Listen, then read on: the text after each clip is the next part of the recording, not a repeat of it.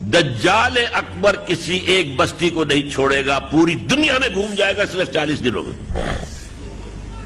फासले खत्म हो जाएंगे। यह भी फरमाया गया कि उसका जो गधा होगा, उसकी जो सवारी होगी, उसके दो कानों के दरमियान 80 हाथ का फासला होगा। आज का हवाई जहाज है उसकी सवारी, उससे गधा जो कहा गया है, उसकी सवारी का एक कदम अगर होगा तो जितनी देर में कि तुम एक दिन रात में जो है तुम सफर तय करते हो।